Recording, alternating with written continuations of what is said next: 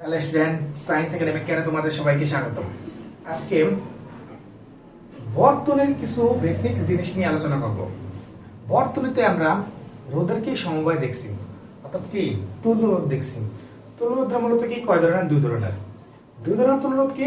একটা শ্রেণী সমবায় তুল্যরোধ আর একটা কি সমান্তরাল সমবায় তুল্যরোধ। এই দুইটা তুল্যরোধ কিভাবে নির্ণয় করে তার সম্পর্কে একটু কি বেসিক ধারণা দেবো। হ্যাঁ, আচ্ছা একটু খেয়াল করো। বর্তনী কয় ধরনের? দুই ধরনের। একটা শ্রেণী সমবায় হ্যাঁ তুল্যরোধ, আরেকটা হচ্ছে কি সমান্তরাল সমবায় তুল্যরোধ। এই তুল্যরোধের কাহিনীটা তোমার এসএসসি তো আছে, এসএসসি তো আছে। হ্যাঁ, এসএসসি সেকেন্ড ইয়ারে কি ফিজিক্স সেকেন্ড পার্টে আছে, আর 9 10 তো আছেই ফিজিক্সে। এখন কি খেয়াল করো, এই শ্রেণী সমবায়কে আমরা কি আরএস দ্বারা প্রকাশ করি, আর সমান্তরাল কি আরপি দ্বারা প্রকাশ করি। বুঝতে পারছি? এখন শ্রেণী সমবায় তুমি কিভাবে বুঝবে একটু খেয়াল করো। যদি ক্রমান্বয়ে থাকে, ক্রমান্বয় কি দেখো, এই একটা কি রোধ, এই রোধের কি এটা কি আদি প্রান্ত, এটা কি আদি রোধের, এটা কি শেষ প্রান্ত। ঠিক আছে, এখন আরেকটা রোধ কি করলাম, আমি সংযুক্ত করলাম। হ্যাঁ, আরেকটা রোধ। এখন এই রোধের এটা কি আদি প্রান্ত আর এটা কি শেষ প্রান্ত।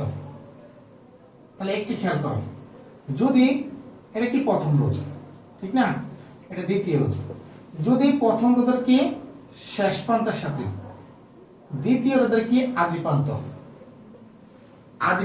যুক্ত থাকে, তখন সেটা হচ্ছে কি শ্রেণী সমবায় তুল্যরোধ। আবার বলি, প্রথম রোধের শেষ প্রান্তের সাথে দ্বিতীয় রোধের কি আদি প্রান্ত এভাবে যদি ক্রমান্বয়ে যুক্ত থাকে, তখন যে একটা কি বর্তনী তৈরি হয় বা যে একটা রোধের কি সমবায় তৈরি হয়, ওই রোধের সমবায়টা কি শ্রেণী সমবায়। তারপরে একটি খেয়াল করো, আদি আর কি শেষ, এই দুটো জিনিস কি ভিন্ন না? একটা আদি একটা শেষ, আদি যদি হইতো তাহলে একই, শেষ হলে কি একই। এখন যদি ভিন্ন হয়, আমরা যদি মনে রাখতে পারি এভাবে যে ভিন্ন হলে কি হলে, ভিন্ন হলে আরএস, অর্থাৎ কি শ্রেণী সমবায়। ভিন্ন হলে আরএস বা কি শ্রেণী সমবায় তুল্যরোধ। আর যদি একই হয় তাহলে কি হবে সমান্তরাল। তার মানে এই যে প্রথম রোধ, হ্যাঁ প্রথম রোধের এটা কি আদি প্রান্ত, এটা কি শেষ প্রান্ত, এটা হচ্ছে আদি আর এটা কি শেষ প্রান্ত।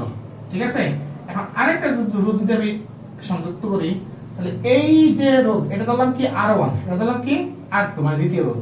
এখন এই দ্বিতীয় রোধের এই জায়গাটা হচ্ছে কি আদি, আর এই দ্বিতীয় রোধের কি এই জায়গাটা এখানে যুক্ত হচ্ছে কিসের সাথে? শেষের সাথে।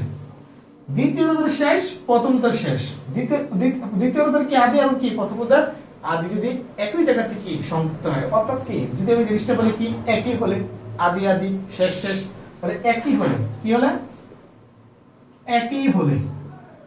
একই হলে আরপি।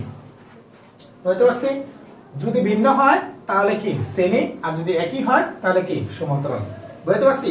এই কনসেপ্টটা যদি তুমি কি মনে রাখো, তাহলে কি তুমি যে কোনো বর্তনীর আশা করি, হ্যাঁ তোমার যে কোনো বর্তনী যে কোনো লুপের কি সেখানে কি তুল্যরোধটা নির্ণয় করতে পারবে। মানে সেটা কি সমান্তরাল আছে না শ্রেণীতে আছে, তুমি কি অনায়াসে কি বুঝতে পারবে। হ্যাঁ, এটা হচ্ছে কি সরল বর্তনীর ক্ষেত্রে। জটিল বর্তনীর ক্ষেত্রে একটু ভিন্নতা আছে। জটিল বর্তনীর ক্ষেত্রে কি তখন আমরা ক্যারশফের নীতি অ্যাপ্লাই করব, ক্যারশফের সূত্রগুলো। ক্যারশফের দুইটা সূত্র আছে, প্রথম সূত্র দ্বিতীয় সূত্র, ওই দিকে আর আমি গেলাম না। এখন মূলত আমার কি বেসিকলি হচ্ছে আমার কি সরল বর্তনীতে বা নরমাল যে সাধারণ বর্তনীতে তখন আমরা তুল্যরোধ বের করতে গেলে এই দুটো কনসেপ্ট মনে রাখবো। একটা হচ্ছে কি তারা কি ভিন্ন বিন্দুতে মিলিত হয়েছে না একই বিন্দুতে মিলিত হয়েছে। ভিন্ন হলে শ্রেণী আর কি একই হলে কি সমান্তরাল। এখন প্রশ্ন এসে, এখন এটা কি R1 এটা কি R2 না, তাহলে এখন আরএসটা কত হবে? শ্রেণীর ক্ষেত্রে কি দুটোটা যোগ করে দিলাম, R1 প্লাস কত R2। এরকম যদি কি আরো থাকে তাহলে আরো যোগ করে দিলাম, কত প্লাস কত Rn পর্যন্ত। বুঝতে পারছি? যদি m সংখ্যক থাকে, আমি দুটোতে হিসাব করছি, এরকম 3টা 4টা 5টা 6টা অনেকগুলো থাকতে পারে। তারপরে আরপি যদি নির্ণয় করি, আরপি নির্ণয় করার কৌশলটা হচ্ছে তোমার কি 1 বাই কত আরপি ইকুয়াল কত 1 বাই কত R1 প্লাস এর কত 1 বাই কত R2। এরকম আমি তো দুটোর ক্ষেত্রে হিসাব করছি, এরকম ভাবে অনেকগুলো থাকতে পারে। হ্যাঁ, প্লাস এর কত 1 বাই কত R n সংখ্যক আমরা কি নির্ণয় করতে পারবো।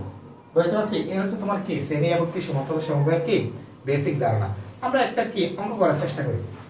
আমরা R1 ধরলাম কি R2, এটা দিলাম কি R3, এটা দিলাম কি R4, R1 এর মান দিলাম 5, R2 এর মান দিলাম কত 10 দিলাম। আবার কি এখানে কি মনে করে 8 দিলাম, এখানে কত দিলাম 7 দিলাম। আর এগুলা কি রোধের এক করছি কি ওহম, রোধের এক কি ওহম, এই ওহম। এখন বলছে কি যে উদ্দীপকের বর্তনীর কি মোট রোধ বা তুল্য রোধ নির্ণয় করো। বর্তনীর কি মোট তুল্য রোধ নির্ণয় করো। এখন আমরা যদি প্রশ্ন করি যে কি বর্তনীর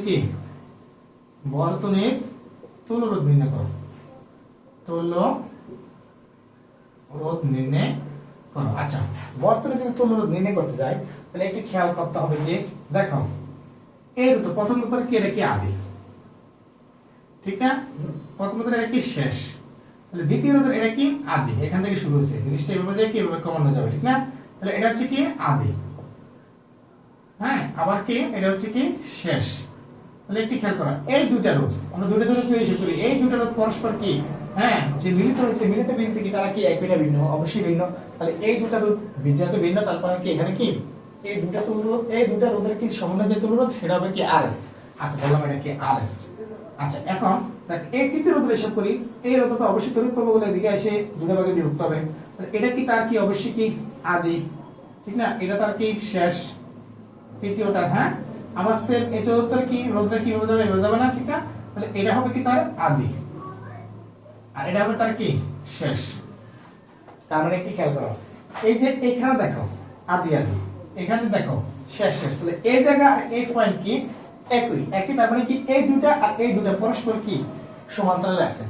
কেন সমান্তরাল আছে? ওই যে আমরা বলছি একই হলে কি সমান্তরাল, এই দুটো রোধের সমন্বয়ে যে একটা শ্রেণী সমবায় তুল্য রোধ আসবে, এটা কি আরএস বন্ধন।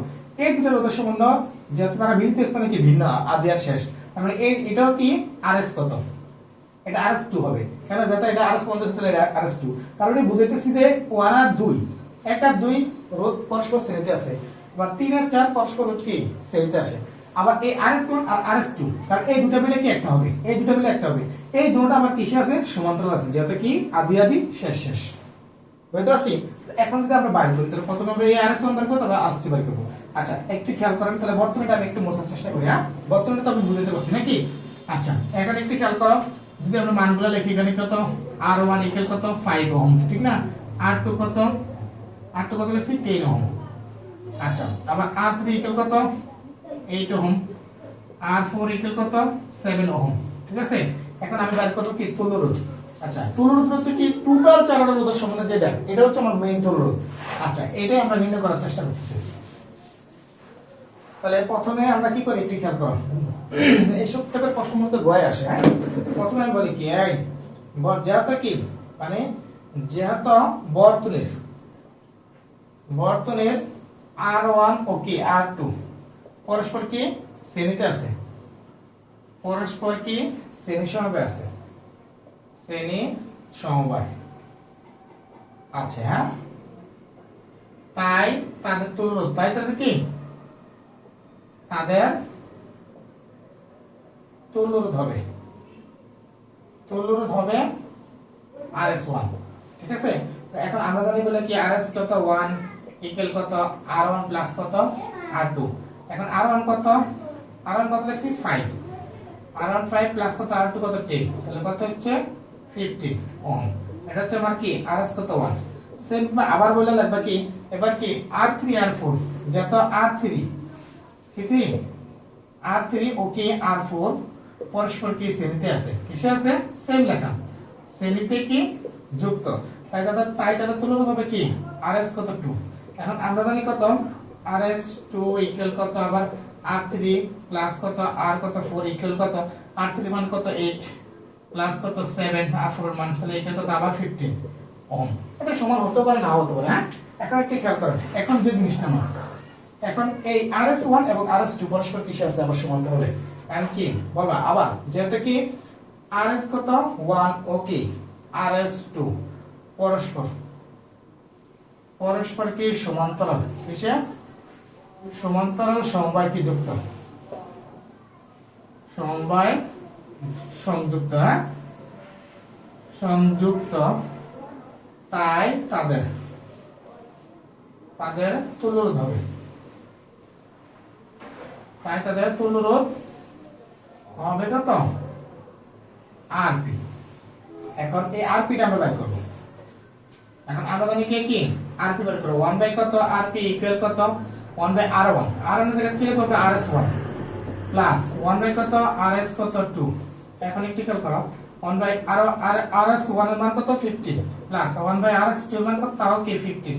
আচ্ছা এখন যদি আমরা তুল্য রোধ বের করি তাহলে কি দাঁড়াচ্ছে দেখো লসাগু 15 লসাগু, তাহলে 15 কার থাকে কি 1 প্লাস কত 1। আচ্ছা এখানে কি 1 বাই কত আরপি। আচ্ছা এখন আমার দরকার তো কি আরপি, আমার দরকার 1 বাই আরপি দরকার নাই। তাহলে আমরা যদি বিপরীতকরণ করি তাহলে আরপি ইকুয়াল কত 15 বাই কত 2। তাহলে এখন যদি আমরা ভাগ করি তাহলে কত দাঁড়াচ্ছে 7.5 ওহম। এটা হচ্ছে আমার বর্তনীর কি মোট তুল্য রোধ। বুঝতে পারছি? এভাবে তোমরা কি বিভিন্ন কি বর্তনী কি তুল্য রোধ করা নির্ণয় করার চেষ্টা করবে। অনেক অনেক সোজা, এটা এসএসসি লেভেলে বেশি আসে, ঠিক আছে।